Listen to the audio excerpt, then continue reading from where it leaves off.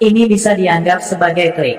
Meskipun dia pasti ditusuk oleh paku setelah kakinya mendarat di tangga, itu masih lebih baik daripada ditusuk setiap kali dia menginjak tangga. Oleh karena itu, Luo Zeng terus melompat ke depan. Setiap kali dia melewati puluhan langkah, jiwanya ditusuk oleh Soul Speakers. Setelah melompat lebih dari 10 kali, jiwa Luo Zeng telah ditusuk oleh Soul Speakers lebih dari 10 kali. Meskipun jiwa Luo Zeng jauh lebih kuat dari orang biasa, rasa sakit membuatnya memegangi kepalanya dan merasa pusing. Tidak punya pilihan, Luo Zeng hanya bisa duduk dan beristirahat sebentar. Menatap langkah yang tersisa, Luo Zeng menarik napas dalam-dalam. Hanya ketika semangatnya perlahan pulih, dia terus mendaki. Segera, Luo Zeng bergegas menaiki ratusan langkah dan tiba di langkah ke-2000. Saat Luo Zeng melangkah ke langkah ke-2000, lingkungan di sekitarnya tiba-tiba berubah. Pada saat ini, tidak ada lagi Soul Speakers di tangga, tetapi api merah tua. Nyala api ini bukanlah api yang sebenarnya. Setidaknya, Luo Zeng tidak merasakan panas yang nyata.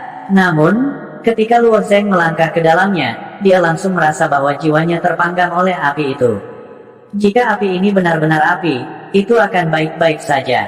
Setelah pelatihan Lotus True Fire, Geocentric Fire, dan Skyphase Sacred Fire, terbukti bahwa Luo Zeng memiliki ketahanan tertentu terhadap api. Dia bahkan bisa menyerapnya. Namun, api ini terlalu aneh. Mereka tidak akan menyebabkan kerusakan pada tubuh fisik, tetapi mereka akan membakar jiwa orang. Jiwanya sedang terpanggang oleh api. Rasa sakitnya jauh dari apa yang bisa ditanggung orang biasa. Bahkan Luo Zeng berguling-guling di tanah sambil memegangi kepalanya. Seolah-olah dia menderita rasa sakit yang luar biasa. Pada saat ini, sulit baginya untuk berdiri, apalagi menaiki tangga. Luo Zeng berguling bola-balik pada langkah ke-2000 sampai dia akhirnya berguling ke langkah ke-1999. Meskipun dia masih harus menahan serangan lonjakan jiwa setelah jatuh, dia terlihat jauh lebih baik sekarang. Pada saat yang sama, dia melihat ke tangga dengan ekspresi ketakutan di wajahnya. Bagaimana saya bisa sampai di sini? Luo Zeng tahu bahwa dia juga orang dengan kemauan yang kuat. Tidak peduli seberapa berbahaya dan putus asa situasinya, dia tidak akan mudah menyerah. Api merah yang tidak mencolok itu terlalu menakutkan. Ini seperti bagaimana saya tidak bisa mundur bahkan jika saya mau. Luo Zeng sangat memahami ini. Dia tahu bahwa begitu dia memasuki Immortal Mansion, dia hanya bisa memaksa dirinya untuk maju. Menurut Fu, setelah tes ini, dia akan dianggap telah diterima oleh Immortal Mansion. Masalahnya adalah, Luo Zeng bahkan tidak bisa berdiri di langkah ke-2000. Bagaimana dia akan terus mendaki? Mengingat kekuatan jiwa Luo Zeng, dia sebenarnya tidak takut dengan nyala api. Ini karena jiwa Luo Zeng pernah mengalami pembakaran Black Fire sebelumnya. Tidak peduli seberapa kuat nyala api itu tidak akan pernah bisa dibandingkan dengan kekuatan api hitam. Masalahnya adalah Luo Zeng tidak bisa menahan rasa sakit jiwanya yang terbakar. Rasa sakit seperti itu memang bukan sesuatu yang bisa ditanggung manusia. Ini tidak seharusnya. Meskipun tes jiwa sangat berbahaya, para dewa tidak akan mengajukan pertanyaan mati yang tidak dapat dipecahkan. Pasti ada cara untuk menyelesaikannya. Berdiri di anak tangga 1999, Luo Zeng berpikir sejenak sebelum perlahan mengucapkan beberapa patah kata. Kenapa aku melupakan Realm of Oblivion? Saat itu, Luo Zeng secara tidak sengaja memahami Realm of Oblivion untuk mengolah Soul Tuning Spike.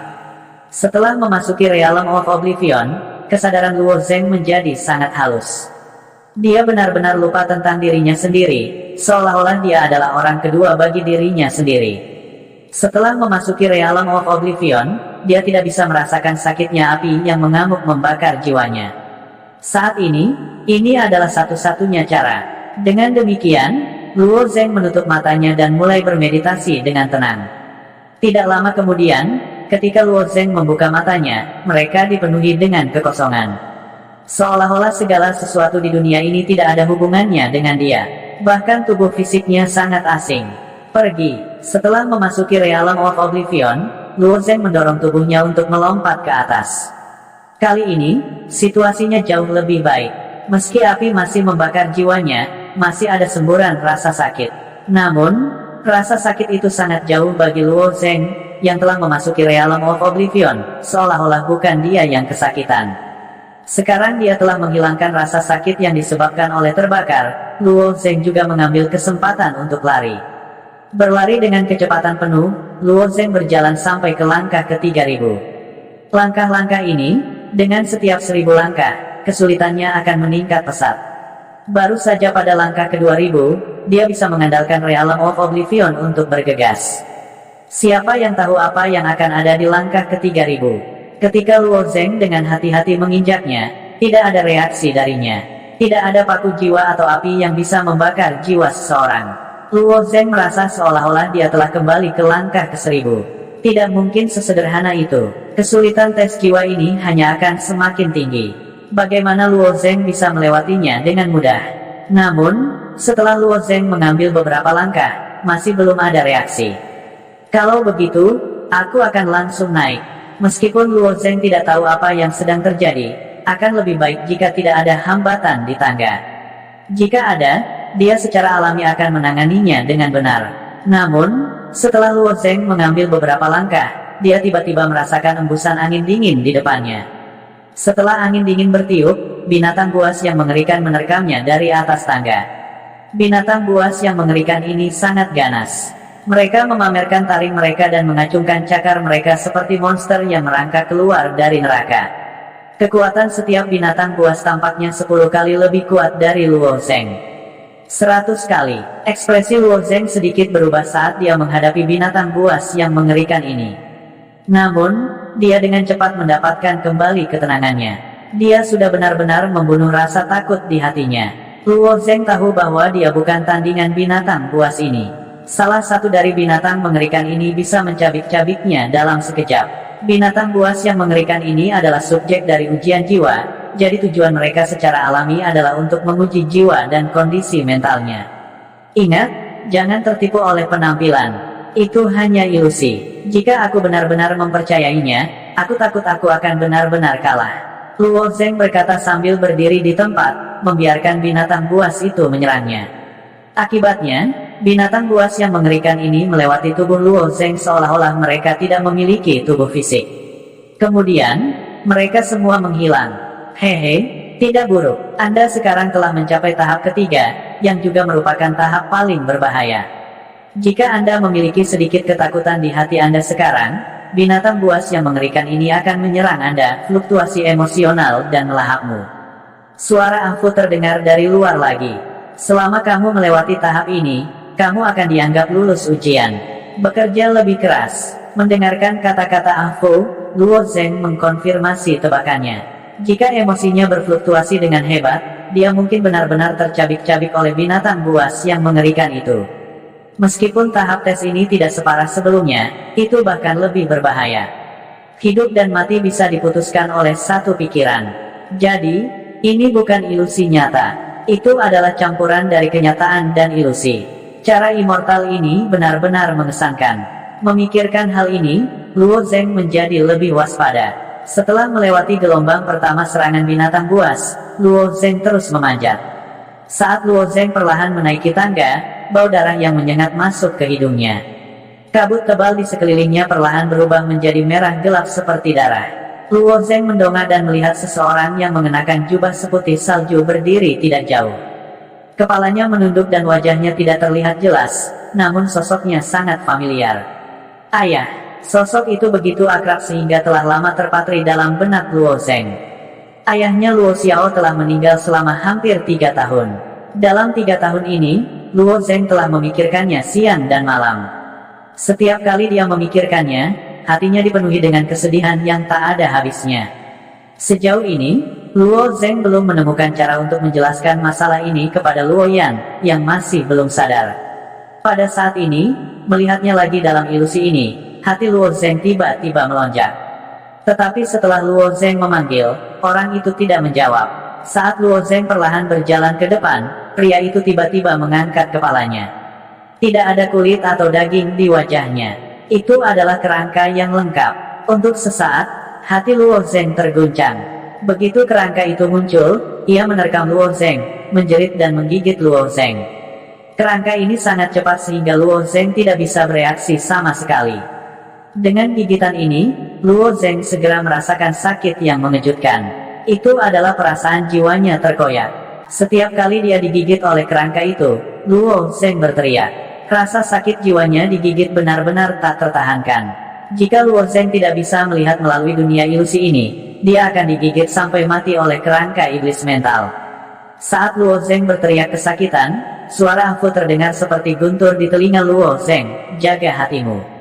Hati yang sebenarnya, wajah sedih Luo Zeng menunjukkan sedikit kebingungan. Apa hatiku yang sebenarnya? Saat dia digigit oleh kerangka iblis mental, pikiran Luo Zeng sangat lambat. Dia harus menemukan hatinya yang sebenarnya di tengah rasa sakit yang tak ada habisnya.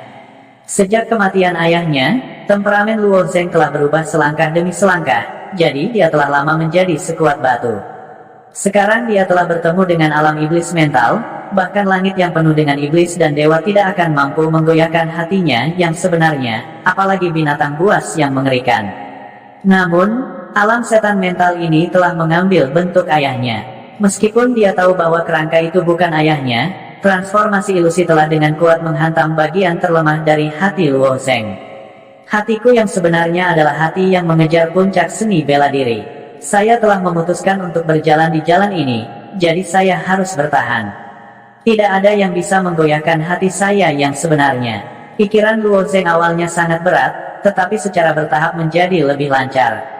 Bahkan ayahku tidak bisa melakukannya. Di dunia ini, tidak ada yang bisa menghentikan hatiku dari mengejar seni bela diri. Tatapan bingung di matanya secara bertahap digantikan oleh tekad. Adapun kerangka yang terus-menerus menggigit Luo Zeng, secara bertahap melemah dan akhirnya berubah menjadi gelembung, melewati tubuh Luo Zeng dan menghilang di belakangnya. Luo Zeng terengah-engah, berpikir bahwa itu adalah pencukuran yang ketat.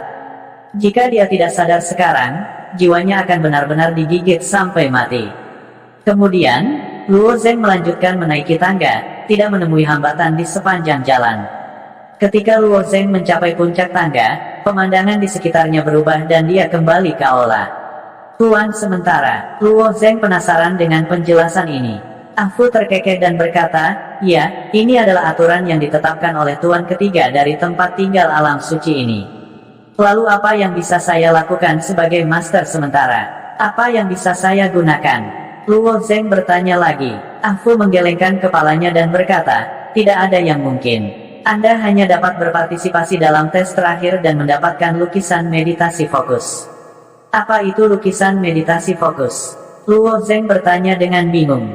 Fu sangat penasaran. Aku ingin tahu seperti apa duniamu. Sebagai seniman bela diri, kamu bahkan tidak tahu apa itu lukisan meditasi fokus.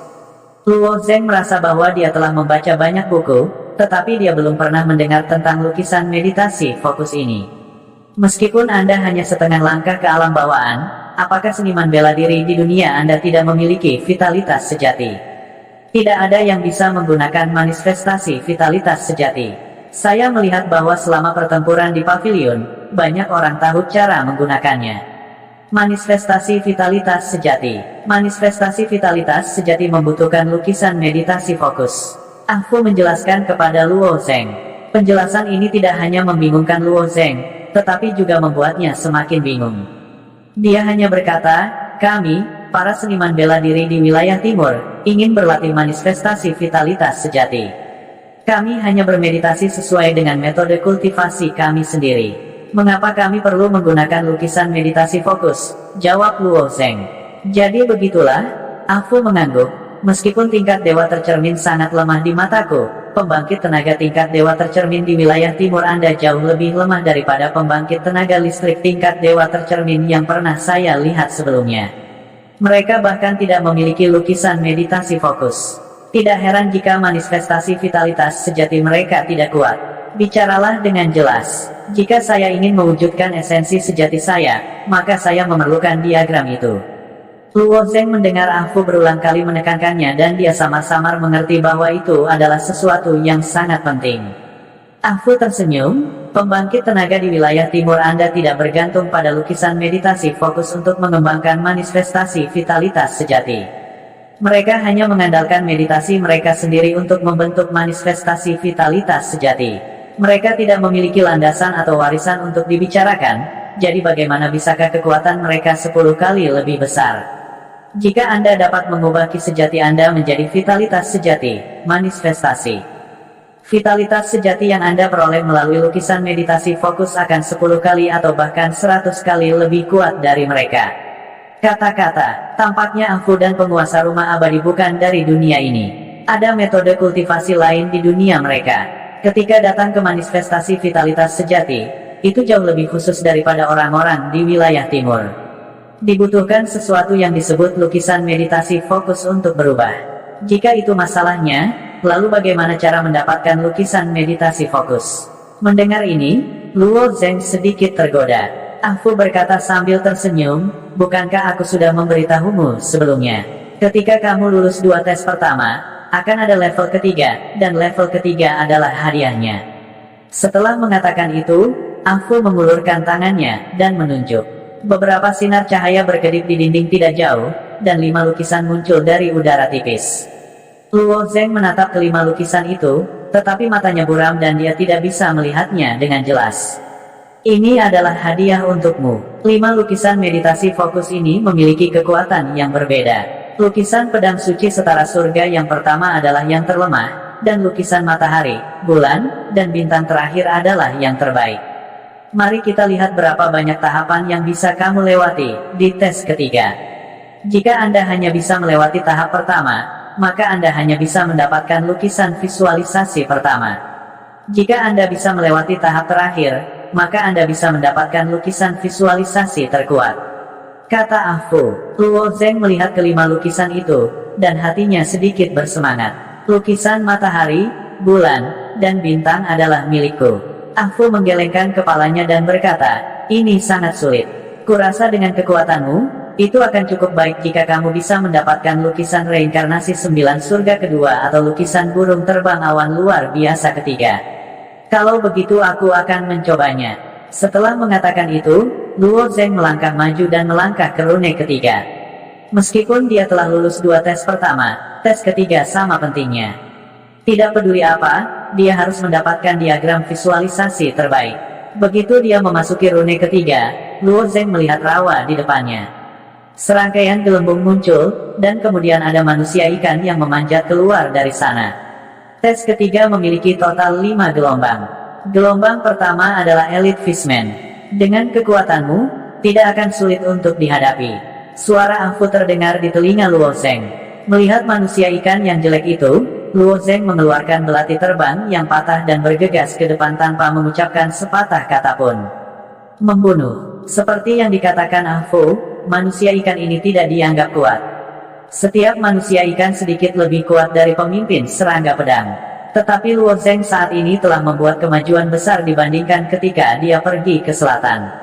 Belati terbang yang patah itu seperti pesawat ulang-alik yang menembus bola balik, menggambar garis perak tipis. Setiap kali garis tipis melintas, akan ada lebih dari selusin manusia ikan yang terpotong oleh belati terbang yang patah. Meskipun ada banyak fishman, kecepatan membunuh Luo Zeng lebih cepat. Dalam 1 jam, Luo Zeng membunuh sekitar 3 hingga 4.000 manusia ikan. Akhirnya, rawa di depannya berhenti menggelegak. Gelombang pertama Elite Fishman telah dibunuh oleh Luo Zeng. Berdiri di antara mayat manusia ikan, Luo Zeng duduk dan beristirahat sebentar. Segera, rawa mulai menggelembung lagi. Gelombang kedua adalah binatang rawa. Jumlah mereka lebih sedikit daripada manusia ikan, tetapi mereka lebih kuat, kata Angfu.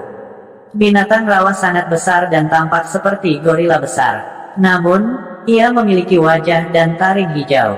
Itu tampak menakutkan. Luo Zeng memegang belati terbang di tangannya dan juga tidak ragu-ragu. Binatang rawa ini sangat kuat, tetapi mereka tidak gesit seperti manusia ikan. Selain itu, Luo Zeng telah menyematkan Phoenix Soaring Crystal di lengan kanannya, sehingga kecepatan keseluruhannya meningkat banyak. Luo Zeng seperti kupu-kupu yang berterbangan di hadapan binatang buas besar di rawa ini, bola balik di antara mereka. Dibandingkan dengan Elite Fishman, binatang rawa ini memiliki vitalitas yang sangat kuat. Apakah itu ditusuk oleh belati terbang atau dipotong perutnya, bagian lain dari tubuhnya masih bisa bergerak bebas. Hanya dengan menggunakan belati terbang untuk mengenai kepalanya, dia bisa benar-benar terbunuh. Bagi yang lain, kulit tebal dan tengkorak binatang rawa sangat sulit ditembus dengan senjata. Namun, Itu sangat mudah bagi Luo Zeng. Sampai sekarang, selain penghalang Yun Luo, tidak ada yang bisa menghalangi belati terbang Luo Zeng. Setelah menghabiskan 2 jam penuh, Luo Zeng akhirnya membunuh semua binatang rawa. Ada total 466 dari mereka. Luo Zeng diam-diam menghitung angka di dalam hatinya. Belati terbang di tangan Anda tidak buruk, gelombang kedua juga sangat mudah, tetapi Anda harus memperhatikan gelombang ketiga. Jika Anda tidak bisa mengalahkannya, Anda dapat memilih untuk mundur. Diagram visualisasi kedua adalah diagram reinkarnasi 9 langit. Diagram ini sudah sangat bagus. Tuan kedua dari rumah abadi terutama mengolah diagram reinkarnasi 9 langit, Fu mengingatkannya. Tuan kedua, dia belum pernah mendengar Fu menyebutkannya sebelumnya. Ternyata Immortal Mansion memiliki lebih dari satu tuan sejak keberadaannya. Jika dia ingin mengambil sesuatu, dia harus mengambil yang terbaik. Kata, menyerah, tidak ada dalam kamus Luo Zeng. Setelah beristirahat sebentar, Luo Zeng merasakan tanah bergetar. Dia tahu bahwa ini adalah tes gelombang ketiga. Suara mendesing. Saat tanah bergetar hebat, aura ganas datang dari rawa. Aura itu sepertinya berasal dari binatang purba yang tidak dikenal. Tidak lama kemudian, kepala ular muncul dari rawa. Ular. Luo Zeng melihat lusinan kepala ular mencuat dari rawa. Mereka mengangkat kepala dan melingkar di atas rawa. Ketika ular secara bertahap meninggalkan rawa, Luo Zeng menyadari bahwa kepala ular hanyalah kepala binatang. Di bawah kepala ular, ada tubuh besar. Ini adalah binatang purba, ular berkepala 9. Ular dewasa sangat kuat. Kamu tidak cocok untuk itu. Mereka hanya ular berkepala 9 muda. Hati-hati, mereka sangat berbisa, dan setiap lidah memiliki lidah yang berbeda, racun. Jika kamu bukan tandingan mereka, aku akan mengeluarkanmu dari ilusi. Fu berkata dengan sedikit khawatir. Lingkungan yang didirikan oleh para dewa bukannya tanpa bahaya. Jika Anda mati dalam ilusi, itu sama dengan musnahnya jiwa Anda. Ini adalah sesuatu yang tidak ingin dilihat Fu. Mendengar kata, sangat berbisa, senyum tipis muncul di wajah Luo Zeng. Jika itu adalah metode serangan lain, Luo Zeng mungkin sedikit takut. Namun, Luo Zeng sekarang adalah alat roh, jadi dia tidak takut dengan racun apapun. Apa yang bisa dilakukan racun ular terhadapku? Ada sekitar selusin ular berkepala 9 muda itu, dan masing-masing dari mereka tingginya lebih dari 10 sang. Apalagi kepala ular di tubuh mereka juga aneh. Ada kepala ular berwarna kuning, coklat, merah, bahkan berwarna-warni. Semakin cerah warna ular, semakin berbisa. Suara mendesing. Ular berkepala 9 di depan adalah yang pertama menyerang Luo Zeng. 9 kepalanya menyemprotkan lendir ke Luo Zeng, dan Luo Zeng menghindarinya satu persatu. Ketika lendir bersentuhan dengan bunga dan tanaman di tanah, itu segera mengeluarkan suara mencicit. Bunga dan tanaman di tanah semuanya layu, dan bahkan tanah menjadi hitam. Dari sini, bisa dilihat betapa berbisanya ular berkepala 9 ini. Jika orang biasa bersentuhan bahkan dengan sedikit saja, mereka mungkin akan segera mati. Bahkan beberapa makhluk hidup Xiantian akan takut melarikan diri dari ular berkepala 9 ini, dan jika mereka tidak hati-hati, mereka akan mati karena bisa. Namun, Luo Zeng tidak memiliki keraguan. Setelah melewati racun, dia berputar di sekitar tanah dan berputar di belakang ular berkepala 9. Pisau lempar di tangannya terbang seperti kilat menuju tubuh ular berkepala 9. 9 kepala ular berkepala 9 sangat lincah. Ketika Luo Zeng berputar di belakang mereka, mereka segera menoleh dan menyemprotkan lendir beracun ke Luo Zeng. Luo Zeng berputar di sekitar ular berkepala 9 dan menyesuaikan arahnya beberapa kali, tetapi dia masih tidak dapat menghindari lendir beracun. Dia mengerahkan kekuatan di kakinya dan menekuk seluruh tubuhnya menjadi bentuk busur. Dia tidak lagi menghindari racun, tetapi menyerang ke depan. Kamu, apakah kamu ingin mati?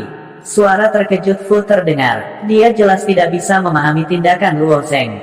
Hancurkan untukku. Pisau terbang yang patah itu berubah menjadi seberkas cahaya perak yang bergema di udara.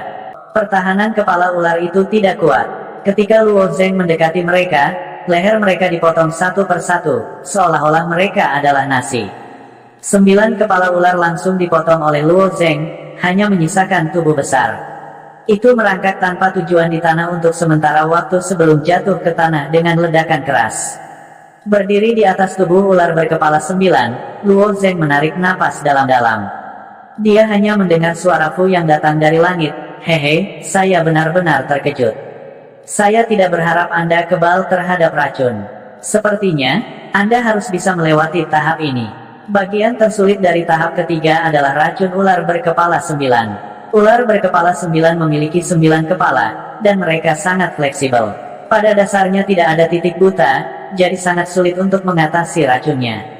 Namun, karena Luo Zeng tidak takut dengan racunnya, kartu truf terbesar ular berkepala 9 itu telah kehilangan efeknya.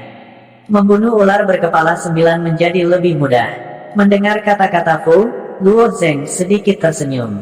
Dia melompat tinggi ke udara dan bergegas menuju ular berkepala 9 berikutnya. Mati untukku. Setelah racunnya tidak efektif melawannya, ular berkepala 9 itu tidak menjadi ancaman bagi Luo Zeng. Selama Luo Zeng mendekat, kepala ular dengan cepat dipotong oleh Luo Zeng. Dalam waktu singkat, Luo Zeng membunuh 5 atau 6 ular berkepala 9. Ketika ular berkepala 9 yang tersisa melihat bahwa Luo Zeng tidak dapat dihentikan, mereka menyadari bahwa racun mereka tidak berpengaruh pada Luo Zeng. Ketika Luo Zeng bergegas ke arah mereka, mereka benar-benar menggigitnya. Luo Zeng ditelan oleh kepala ular. Namun, setelah beberapa saat, kepala ular itu tiba-tiba meledak. Ular berkepala 9 ini tidak dikenal karena kekuatannya, tetapi Luo Zeng telah menggunakan kekuatan kasarnya untuk mematahkan kepala ular dari dalam. Dalam waktu singkat, semua ular berkepala 9 dibunuh oleh Luo Zeng. Luo Zeng tidak takut pada racun apapun, dan karena hanya ada sedikit ular berkepala 9, waktu yang dihabiskannya di panggung ini sebenarnya setengah dari 2 tahap sebelumnya. Setelah Anda melewati tahap ketiga, Anda akan dapat memperoleh lukisan burung terbang berawan.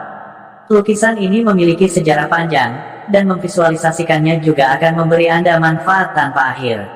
Saya pikir Anda dapat menentukan pilihan Anda sekarang, kata Fu ke Luo Zeng.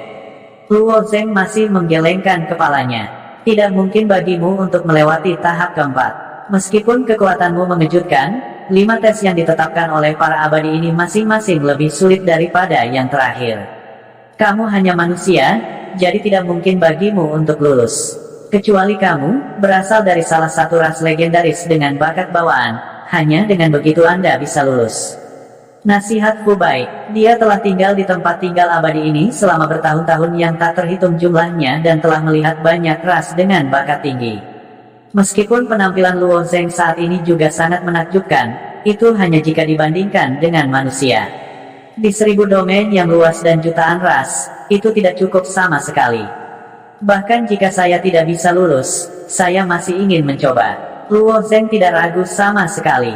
Tujuannya adalah diagram visualisasi kelima. Selama dia mengkonfirmasi tujuannya, dia akan mendapatkannya tidak peduli kesulitan apa yang harus dia lalui. Meskipun aku pikir kamu melebih-lebihkan dirimu sendiri, aku suka kegigihanmu. Karena itu masalahnya, maka lanjutkan. Melihat Luo Zeng telah mengambil keputusan, Fu tidak mengatakan apa-apa lagi. Berdiri di tanah, Luo Zeng menghadap rawa dan diam-diam menunggu binatang buas dari tahap keempat muncul. Tidak lama kemudian, Luo Zeng merasakan rasa takut di hatinya. Bola cahaya kecil muncul di rawa di depannya. Bola cahaya itu terus-menerus mengeluarkan suara mencicit saat melayang. Jika ini bukan binatang buas, apa itu? Mereka hantu. Hantu ini adalah ahli yang dimakan oleh rawa. Karena mereka tidak menyelesaikan sesuatu yang penting dalam hidup mereka, mereka tidak dapat dibebaskan setelah kematian. Mereka hanya bisa mengapung di rawa sepanjang hari, Fu menjelaskan. Serangan fisik murni tidak efektif melawan hantu. Selain itu, mereka juga akan melahap jiwamu. Begitu Fu selesai berbicara, bola cahaya kecil itu berubah bentuk. Meskipun mereka masih terlihat seperti tubuh yang bercahaya, orang bisa samar-samar melihat kepala, tubuh, dan tangan mereka. Namun, hantu ini tidak memiliki kaki. Bahkan jika mereka melakukannya, mereka tidak akan dapat menggunakannya karena mereka awalnya mengambang di udara. Setelah 7 hantu ini berubah bentuk, mereka menerkam ke arah Luo Zeng. Urat ini tidak berbobot, jadi kecepatan terbang mereka secara alami sangat cepat. Suatu saat mereka berada di atas rawa, dan pada saat berikutnya, mereka bergegas di depan Luo Zeng. Sangat cepat, kecepatan terbang yang begitu aneh membuat Luo Zeng ketakutan, dan dia hampir secara refleks menembakkan belati terbang. Belati terbang menembus hantu, tetapi hanya melewati mereka dan tidak menyebabkan kerusakan apapun. Ah! Salah satu hantu menjerit. Jeritan itu sepertinya mengandung kebencian yang tak ada habisnya saat menerkam ke arah Luo Zeng. Luo Zeng tidak bisa menghindar tepat waktu. Dia tanpa sadar mengangkat tangannya dalam keadaan bertahan, tetapi hantu itu langsung menembus tubuh Luo Zeng. Pada saat yang sama, Luo Zeng merasa jiwanya telah digigit anjing liar. Rasa sakit yang datang dari lubuk jiwanya tak tertahankan. Sebelum Luo Zeng bisa bereaksi, hantu lain bergegas pada saat yang sama. Ketika menembus tubuh Luo Zeng, itu merobeknya lagi. Ketujuh hantu itu terus-menerus menjerit kesal dan bergantian menyerang jiwa Luo Zeng. Pada saat ini, Luo Zeng bahkan tidak bisa membela diri. Selain disakiti secara pasif oleh mereka, tidak ada yang bisa dia lakukan.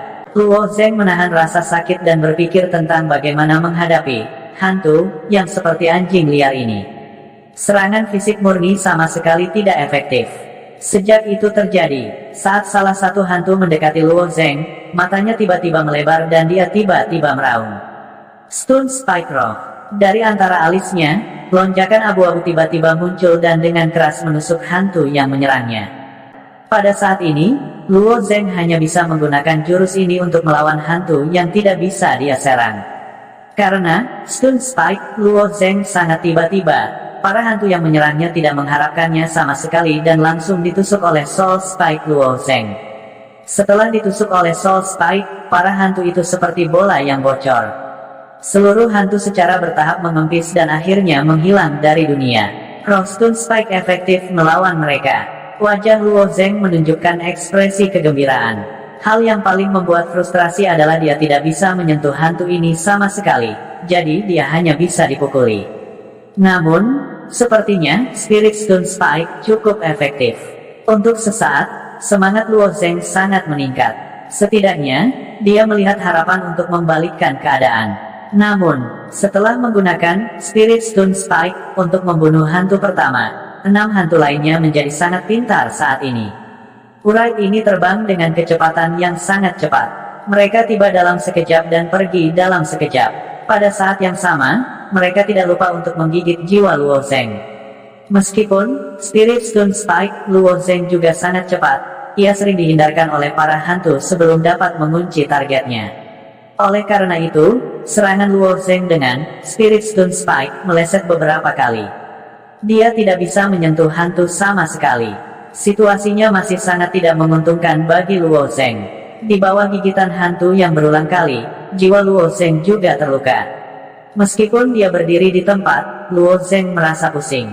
Aku tidak percaya. Membunuh. Petik 2. Setelah beberapa serangan tidak efektif, Luo Zeng menutup matanya sepenuhnya dan menggunakan Spirit Stun Spike untuk menusuk secara acak.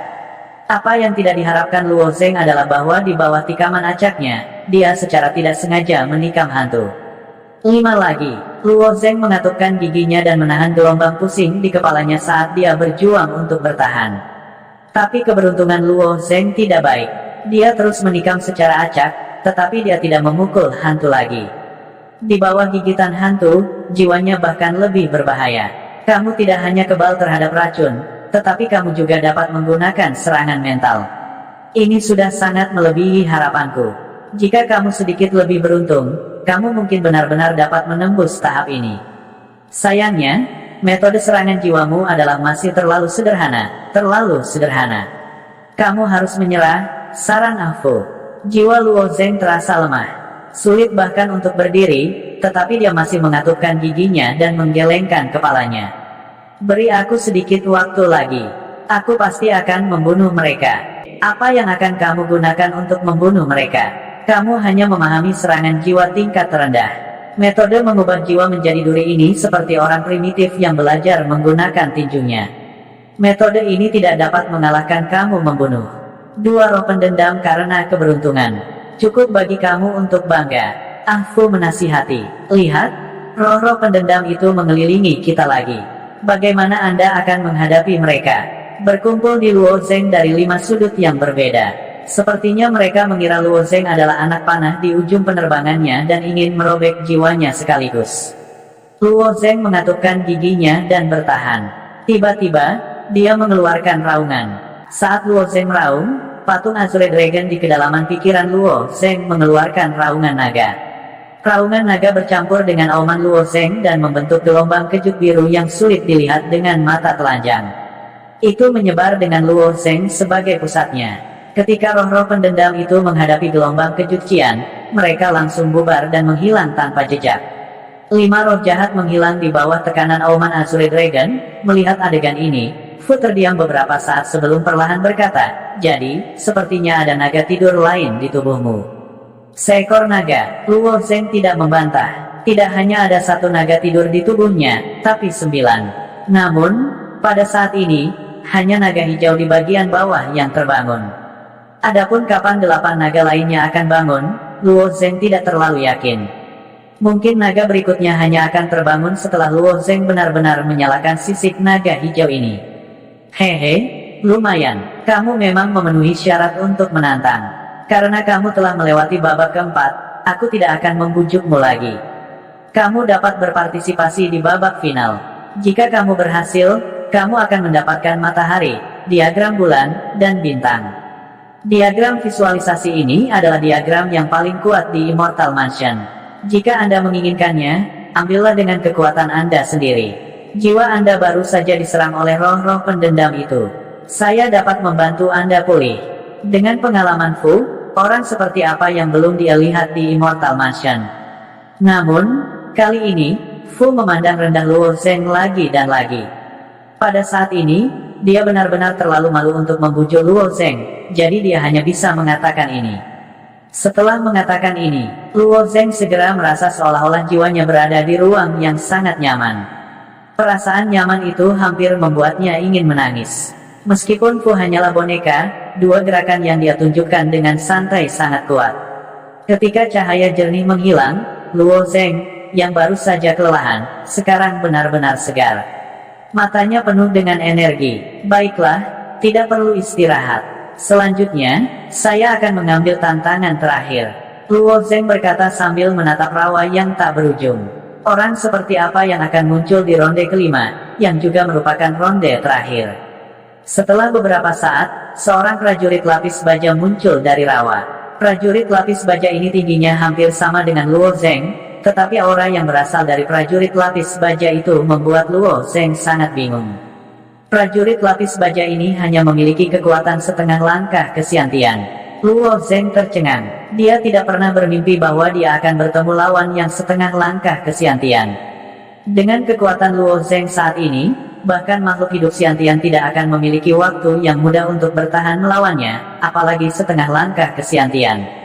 Hanya seorang ahli penerangan jiwa yang bisa mengalahkan Luo Zeng. Oleh karena itu, kekuatan setengah langkah kesiantian bahkan tidak layak disebut. Itu sebabnya Luo Zeng tidak bisa mengetahuinya. Jangan meremehkan lawanmu. Babak kelima, yang juga merupakan babak terakhir, adalah yang paling sulit.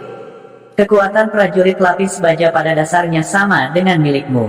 Dengan kata lain, jika kamu setengah langkah untuk siantian, prajurit lapis baja juga akan menjadi setengah langkah kesiantian. Jika Anda adalah makhluk hidup siantian, maka prajurit lapis baja juga akan menjadi makhluk hidup siantian, jelas Fu. Luo Zeng tersenyum tipis. Kalau begitu, bukankah itu berarti aku pasti akan menang? Bagaimana bisa begitu mudah? Di dalam tubuh prajurit lapis baja, ada jejak jiwa sisa tak bertuan seorang immortal. Meskipun jiwa sisa tak bertuan ini tidak memiliki ingatan, itu masih merupakan jiwa sisa immortal. Ia memiliki teknik pertempuran immortal, dan metode. Bahkan jika prajurit lapis baja itu setingkat denganmu, teknik kultivasi dan pengalaman bertarungnya bukanlah sesuatu yang bisa kamu bandingkan, kata Fu. Mendengar kata-kata Fu, ekspresi Luo Zeng juga menjadi serius. Kekuatan yang sama, ketika digunakan oleh orang yang berbeda, akan memiliki efek yang sama sekali berbeda. Luo Zeng sendiri adalah contoh hidup. Meskipun dia hanya setengah langkah kesiantian, tapi sekarang, dia menghadapi immortal. Ini setara dengan immortal ini yang menekan kekuatannya dengan setengah langkah kesiantian untuk melawannya. Aku tidak bisa bersantai bahkan untuk sesaat. Luo Zeng sangat waspada. Dia mencengkeram pisau lempar yang patah di tangannya dan menatap prajurit lapis baja tidak jauh. Kecepatan prajurit lapis baja itu tidak cepat. Dia berjalan perlahan menuju Luo Zeng dengan kecepatan berjalan. Saat prajurit lapis baja itu perlahan berjalan ke depan, aliran energi klasik merembes keluar dari bawah baju besinya. Benar, prajurit lapis baja ini setengah langkah ke Xiantian dan tidak bisa menggunakan truki. Oleh karena itu, apa yang dia pancarkan hanyalah truki. Namun, Ki sejati juga sangat aneh. Itu bukan satu warna, tapi pelangi warna. Warna di permukaan terus berubah. Aku ingin tahu teknik kultivasi macam apa yang dia latih untuk bisa memanggil truki dengan warna seperti itu. Tidak peduli apa, aku harus melakukan langkah pertama. Luo Zeng mengerahkan kekuatan di kakinya dan tubuhnya melesat ke arah prajurit lapis baja itu seperti pesawat ulang-alik. Pada saat yang sama, pisau lempar yang patah di tangannya menembak ke arah prajurit lapis baja dengan presisi tinggi. Astaga, pisau lempar yang patah berputar dan mengiris ke arah kepala prajurit lapis baja itu. Luo Zeng sudah membuat penilaian. Selama prajurit lapis baja itu menghindari pisau lemparnya, dia akan mengaktifkan Stupefying Spike pada saat yang sama dan kemudian mengambil pisau lempar untuk memberikan pukulan fatal. Namun, prajurit lapis baja hanya membutuhkan satu gerakan untuk menetralisir serangan Luo Zeng. Prajurit lapis baja itu memiringkan kepalanya sedikit. Tidak ada pemborosan dalam gerakannya. Dia memiringkan kepalanya sedikit dan pisau lempar terbang melewati pipi prajurit lapis baja itu. Jarak antara pisau lempar dan prajurit lapis baja hanya setengah inci. Dia terlalu percaya diri. Dia tahu lintasan pisau lempar seperti punggung tangannya. Luo Zeng menatap prajurit lapis baja dengan kaget dan menghirup udara dingin. Kemudian, dia dengan lembut menggigit ibu jarinya dan menarik pisau lempar itu kembali ke lintasan aslinya. Luo Zeng mengangkat pisau lempar dan mengirimnya terbang ke bagian belakang kepala prajurit lapis baja itu. Prajurit lapis baja dengan lembut memiringkan kepalanya ke samping seolah-olah dia memiliki mata di punggungnya dan dengan mudah menghindari serangan pisau lempar yang patah. Ini, Luo Zeng tercengang. Dua serangan berturut-turutnya tidak berhasil dan dengan mudah dinetralkan oleh lawan. Pada saat ini, Luo Zeng tidak punya ide yang lebih baik. Saat itu, prajurit lapis baja itu bergerak dan menyerang Luo Zeng dengan kecepatan yang sangat cepat. Apakah ini kekuatan pos celestial setengah langkah? Mata Luo Zeng melebar ketika dia melihat kecepatan prajurit lapis baja itu. Dia tidak percaya bahwa pos celestial setengah langkah bisa begitu cepat. Luo Zeng telah lupa bahwa semua makhluk prasurga dan para pembudidaya alam dewa penerangan yang dia temui sebelumnya telah melihat Luo Zeng dengan cara yang sama. Prajurit lapis baja ini memang memiliki kekuatan setengah langkah pos celestial. Hanya saja dia mengandung sisa jiwa yang abadi, jadi dia tidak bisa dibandingkan dengan pos celestial setengah langkah biasa. Saat prajurit lapis baja itu berlari, dia mengulurkan lengannya yang panjang dan kurus dan mengendalikan ki sejatinya untuk menggambar dua busur warna-warni di udara. Begitu busur muncul, mereka segera dikompres menjadi dua bayangan kepalan tangan yang terbang ke arah Luo Zeng. Pada saat yang sama, kecepatan prajurit lapis baja itu tiba-tiba meningkat. Pada kecepatan ini, seluruh tubuhnya meninggalkan serangkaian bayangan yang tidak bisa dilihat dengan jelas dengan mata telanjang.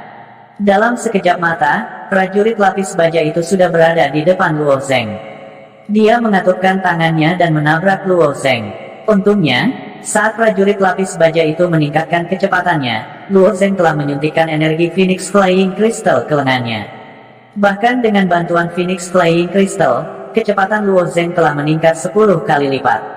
Namun, dibandingkan dengan kecepatan ledakan prajurit lapis baja, itu masih terlalu lambat. Ledakan, pukulan berat ini mendarat di tubuh Luo Zeng dan membuatnya jatuh ke tanah lunak. Reaksi Luo Zeng juga tidak lambat. Begitu dia dihancurkan, dia mengeluarkan raungan keras dan meninju tanah dengan kedua tinjunya. Seluruh tubuhnya melompat. Namun, saat Luo Zeng berdiri, dua bayangan tinju yang terkondensasi dari truki menabrak Luo Zeng. Kedua bayangan tinju ini sangat kuat. Ketika mereka menabrak dada Luo Zeng, mereka membuat dua suara teredam dan mengirimnya terbang 7 hingga 8 kaki jauhnya.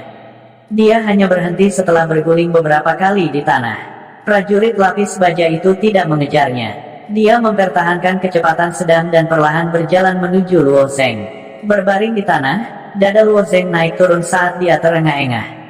Prajurit lapis baja ini terlalu kuat. setiap gerakan yang dia lakukan memiliki bayangan. Tindakanku benar-benar terlihat olehnya. Bagaimana aku bisa melawan pertempuran ini? Luo Zeng menarik napas dalam-dalam dan tiba-tiba merangkak dari tanah. Tidak mungkin dia menyerah begitu saja. Setelah melihat Luo Zeng merangkak naik, kecepatan prajurit lapis baja itu melonjak sekali lagi. Sosoknya berkedip saat dia dengan cepat mendekati Luo Zeng dengan langkah kaki yang aneh. Mati untukku. Kali ini, tatapan Luo Zeng terkunci pada prajurit lapis baja itu. Begitu prajurit lapis baja mendekatinya, dia melemparkan pukulan ke arahnya. Namun, pukulan ini masih meleset. Luo Zeng hanya mengenai bayangan prajurit itu. Prajurit lapis baja itu anehnya sudah berputar di belakang Luo Zeng. Dia mengulurkan kedua telapak tangannya dan meletakkannya di punggung Luo Zeng. Kekuatan yang sangat menakutkan mendorong punggung Luo Zeng. Seluruh tubuh Luo Zeng terlempar ke depan. Kepalanya langsung menembus tanah lunak, menciptakan parit dalam yang panjangnya 10 kaki. Wajah, mulut, dan hidung Luo Zeng semuanya tertutup lumpur. Dia merangkak dan membersihkan lumpur. Satu-satunya hal yang menguntungkan Luo Zeng sekarang adalah tubuhnya yang unik. Dia telah menderita beberapa serangan dari prajurit lapis baja. Jika itu orang lain, mereka akan jatuh ke tanah dengan luka serius. Namun, tubuh Luo Zeng telah diperkuat oleh Mystical Flame beberapa kali. Tubuhnya sangat kuat. Meskipun prajurit lapis baja itu kuat, kekuatannya masih setengah langkah menuju Inbon. Ketika kekuatan menghantam tubuh Luo Zeng, itu terus-menerus diubah menjadi arus hangat yang membersihkan pusat energi Luo Zeng. Luo Zeng meludahkan lumpur di mulutnya dan menatap prajurit itu. Kecepatan prajurit ini sangat cepat. Jika prajurit itu mendekatinya dengan kecepatan sprint, dia tidak akan bisa menangkap sosok prajurit itu sama sekali. Jika ini terus berlanjut, dia pasti akan kalah. Tutup jarak dan terlibat dalam pertempuran jarak dekat dengannya. Dengan fisik Luo Zeng yang sangat kuat, Luo Zeng melemparkan belati terbang lagi. Tetapi kali ini, sasaran belati bukanlah prajurit lapis baja. Sebaliknya, itu menghalangi jalan mundur prajurit lapis baja itu. Pada saat yang sama, dia dengan cepat menutup jarak antara dia dan prajurit itu dan menyeretnya ke arahnya. Namun, saat Luo Zeng mengulurkan tangannya, prajurit lapis baja itu dengan lembut mendorong serangan Luo Zeng. Kau ingin menyingkirkanku? Dalam mimpimu, tangan kiri Luo Zeng diblokir, tetapi tangan kanannya menembak ke arah prajurit lapis baja itu seperti kilat. Inilah yang diinginkan Luo Zeng. Luo Zeng percaya bahwa selama dia bisa mendekat, dia akan memiliki keunggulan mutlak. Tangan kanan Luo Zeng melingkar dan dia tersenyum. Kekuatan skala naga di tubuhnya meledak dalam sekejap. Dia mengangkat prajurit lapis baja itu dan hendak membantingnya ke tanah. Jika prajurit lapis baja ini benar-benar hanya setengah langkah ke alam bawaan, dia pasti akan terbunuh oleh pukulan ini. Namun, sebelum Luo Zeng bisa membantingnya, prajurit lapis baja itu meluncur ke bawah lengan Luo Zeng seperti ular. Luo Zeng sudah mengayunkan tangannya ke bawah, tetapi karena prajurit lapis baja itu menempel di dekatnya, keduanya kehilangan keseimbangan dan jatuh ke tanah. Pada saat jatuh, Luo Zeng mengulurkan tangannya yang lain dan memutar leher prajurit lapis baja itu. Namun, prajurit lapis baja itu masih licin dan lolos dari tangan Luo Zeng. Sebaliknya, dia berguling dan menekan Luo Zeng di bawahnya lagi. Sebuah kata tiba-tiba terlintas di benak Luo Zeng. Serangkaian gerakan prajurit lapis baja itu mengingatkan Luo Zeng pada seni bela diri penguatan tubuh di wilayah timur. Itu disebut Jiu-Su. Kebanyakan orang juga akan berlatih beberapa seni bela diri sebelum memasuki alam pelatihan kulit, dan Jiu-Su adalah salah satunya. Namun, begitu mereka memasuki alam pelatihan kulit, kebanyakan orang tidak akan terus berlatih Jiu-Su. Bagaimanapun, Jiu-Su ini hanya cocok untuk orang biasa untuk memperkuat tubuh mereka. Itu tidak berguna untuk seniman bela diri. Saat masih muda, Luo Zeng juga pernah berlatih Jiu-Su. Namun, setelah Luo Zeng memasuki alam pelatihan kulit, ia mulai berlatih seni bela diri yang diturunkan oleh leluhurnya, tinju cendana merah. Luo Zeng tidak pernah berpikir bahwa prajurit lapis baja ini akan dapat menggunakan Jiu-Su yang memperkuat tubuh ke tingkat seperti itu. Di bawah belitan Jiu-Su ini, kekuatan Luo Zeng yang tak tertandingi tidak memiliki ruang untuk digunakan. Itu hanya sisa jiwa seorang immortal, tapi itu sudah sangat kuat. Luo Zeng sedikit tertekan saat dia ditekan oleh prajurit lapis baja. Meskipun gambar visualisasi kelima sulit diperoleh, Luo Zeng tidak akan pernah menyerah. Prajurit lapis baja itu berdiri tak bergerak di belakang Luo Zeng seperti boneka berbentuk manusia. Namun, masih ada jejak kesombongan di wajah kayu itu. Jiwa yang tersisa dari seorang immortal telah dilestarikan hingga hari ini, dan masih mempertahankan jejak spiritualitas. Kekuatan Luo Zeng tiba-tiba meledak saat dia melepaskan diri dari kaki prajurit lapis baja itu. Namun, saat dia melepaskan diri dan mencoba untuk bangun, prajurit lapis baja itu menggunakan lututnya untuk mendorong Luo Zeng ke tanah lagi. Kali ini, Luo Zeng mempelajari pelajarannya. Sebelum dia jatuh ke tanah, dia melemparkan dirinya ke depan, berjungkir balik, dan berdiri dalam sekejap. Melihat ini, prajurit lapis baja itu sekali lagi mengikuti dan dengan keras kepala menekan Luo Zeng ke tanah. Namun, kali ini, Luo Zeng tersenyum aneh pada prajurit lapis baja itu. Mati. Tiba-tiba, dada Luo Zeng terbelah dan darah berceceran di mana-mana. Pada saat yang sama, belati terbang yang patah melesat dari dadanya dan langsung menuju wajah prajurit lapis baja itu. Puff. Karena mereka berdua terlalu dekat, tidak peduli seberapa cepat prajurit lapis baja itu, dia tidak bisa menghindari belati. Setelah ditembak di kepala, prajurit lapis baja itu bergoyang dan jatuh tanpa daya ke tanah. Kemudian, titik cahaya hijau samar keluar dari kepala prajurit lapis baja itu. Titik cahaya mengelilingi Luo Zeng sekali sebelum melayang ke langit. Melihat luka di dadanya, Luo Zeng menghela nafas. Sebenarnya, sebelum dia memutuskan untuk melawan prajurit lapis baja dalam pertempuran jarak dekat, Luo Zeng sudah memikirkan metode ini. Dalam hal metode kultivasi, prajurit lapis baja sebenarnya adalah inkarnasi dari yang abadi. Metode kultivasi yang mereka latih tidak bisa lebih buruk dari Luo Zeng. Dalam hal kekuatan, yang abadi telah melihat hampir semua gerakan Luo Zeng. Luo Zeng tidak dapat menemukan cara untuk menghadapinya. Satu-satunya masalah adalah bahwa yang abadi hanya meninggalkan jiwa yang tersisa. Jiwa yang tersisa ini mengandung sangat sedikit ingatan. Bahkan jika itu terjadi, itu mungkin akan menjadi kenangan pertempuran. Itulah mengapa prajurit lapis baja itu terlihat begitu kaku. Jadi Luo Zeng berpikir untuk menggunakan belati terbang untuk menusuk dirinya sendiri dan membunuh prajurit lapis baja itu. Dengan sisa jiwa abadi, itu pasti tidak akan dapat melihat melalui rencana Luo Zeng untuk mengorbankan 800 orang untuk membunuh 1000 musuh. Tawa Fu kembali terdengar. Aku tidak menyangka kamu begitu licik. Jika kamu secara terbuka menantang prajurit lapis baja ini, kamu tidak akan bisa menang sama sekali. Tentu saja aku tahu itu. Prajurit lapis baja ini pada dasarnya setara dengan yang abadi. Tidak peduli seberapa kuat aku, Luo Zeng, aku tidak memiliki kemampuan untuk melawan yang abadi. Jangan banyak bicara. Sekarang, aku sudah lulus tes kelima. Luo Zeng berkata, menahan rasa sakit yang tajam di dadanya. Meskipun kerusakan pada tubuhnya akan hilang setelah meninggalkan lingkungan, masih ada lubang berdarah di dadanya yang disebabkan oleh belati terbang yang patah. Iya, Anda telah memperoleh diagram matahari, bulan, dan bintang. Selain Master pertama Immortal Mansion, tidak ada orang lain yang mendapatkan diagram matahari, bulan, dan bintang ini. Jika Master pertama Immortal Mansion dikecualikan, maka Anda akan menjadi yang pertama mendapatkan diagram matahari, bulan, dan bintang ini. Setelah Fu selesai berbicara, retakan besar muncul di langit, dan seberkas cahaya terkonsentrasi di tubuh Luo Zeng. Setelah teknik biduk, Luo Zeng kembali ke aula. Fu menunjuk ke diagram visualisasi di kejauhan, dan yang terakhir, diagram matahari, bulan, dan bintang, perlahan melayang ke atas dan ke tangan Luo Zeng. Apakah ini diagram matahari, bulan, dan bintang?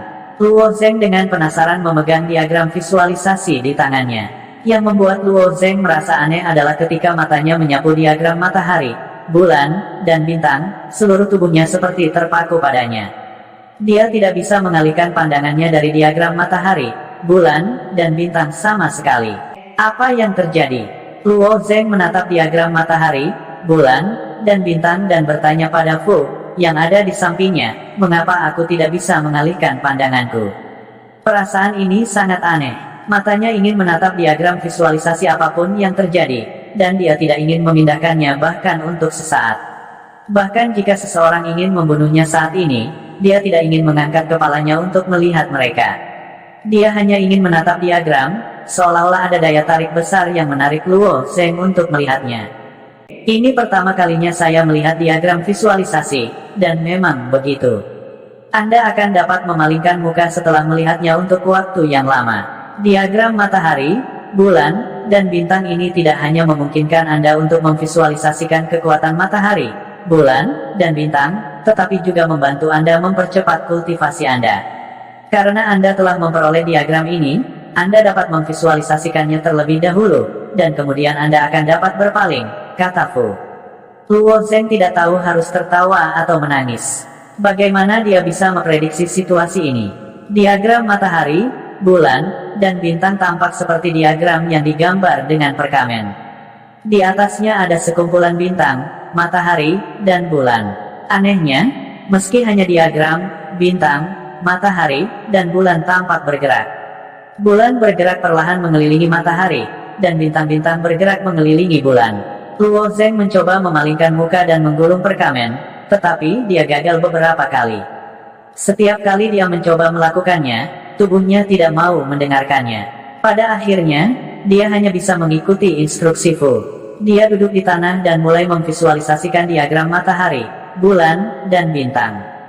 Ketika Luo Zeng duduk dan melihat diagram matahari, bulan, dan bintang, seluruh tubuhnya tiba-tiba jatuh ke keadaan yang aneh. Untaian ki iblis surgawi tanpa sadar beredar di dantiannya, dan kecepatan sirkulasi semakin cepat.